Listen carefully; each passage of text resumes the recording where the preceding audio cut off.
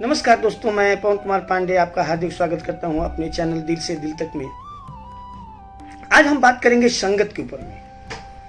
देखिए, विद्वानों का मत है कि आप आज जो कुछ भी है ना, वो आप अपनी संगत के ही बदौलत है। और और भविष्य में आप कहां जाएंगे, ये भी आपकी संगत के ऊपर ही डिपेंड करता है। आपकी जैसी संगत होगी, आपका वर्तमान और आपका भविष्य वैसा ही होगा, इसमें कोई शक नहीं है।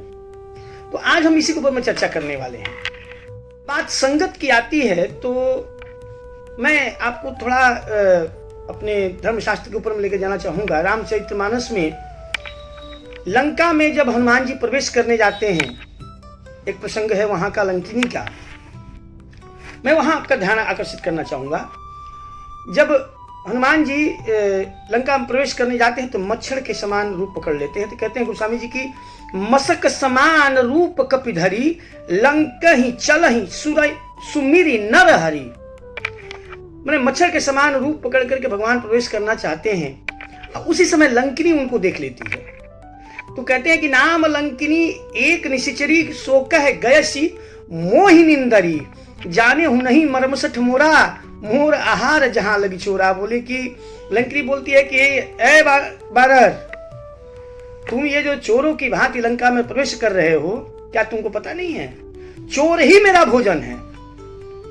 तो ये प्रसंग मैं क्यों सुना रहा हूं कि संगत, सत्संग, इसका फल क्या होता है। तो हनुमान जी क्या करते हैं कि उसको बहुत विनय करते हैं कि भाई देखो, मेरे को काम है, जाने दो। मानती नहीं है।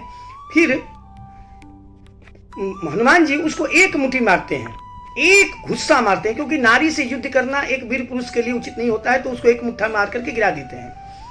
तो मुठिका एक महाकपिहनी, रुधिर बमत धरनी ठनमनी, पुनि संभारी उठी सो लंका, जोरी पानी करी विनय सशंका। तो लंकिनी के मुंह पे जब एक घुस्सी मारते हैं तो गिर जाती है, उसके मुंह से खून आने लगता है। फिर वो चेतना में आती है, आकर हनुमान जी से कहती है कि जब रावण ही ब्रह्मा बर दीना, चलत बिरंच कहा मोहि चिन्हा, बिकल होत ते कपि के मारे, तब जाने सुनिश्चर संघारे। मैंने कहती है कि जब रावण, कुंभकर्ण और विभीषण तीनों जब तपस्या कर रहे थे तो मैं उनकी वहां पे परिचारिका थी। अब सोचिए, तपस्या कर रहे थे, ब्रह्मा जी का तपस्या कर रहे थे और वो सिर्फ परिचारिका थी। तो रावण, कुंभकर्ण को, विभीषण को जो जो वरदान देना था भगवान ब्रह्मा जी ने दिया, वो तो चले गए। जब ये जाने लगी तो ब्रह्मा जी ने उसको रोका और कहा कि हे लंकिनी, जब कोई बानर तुम्हारे मुंह पे एक गुस्सा मारेगा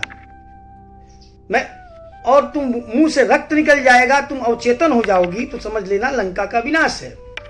और ये वरदान ब्रह्मा जी ने उसको इसलिए दिया क्योंकि उसने तपस्वियों की सेवा की थी, तपस्वियों की संगत की थी, तपस्वियों के साथ सत्संग किया था, हरि के, भगवान के आराधना में, उनकी साधना में उनका साथ दिया था।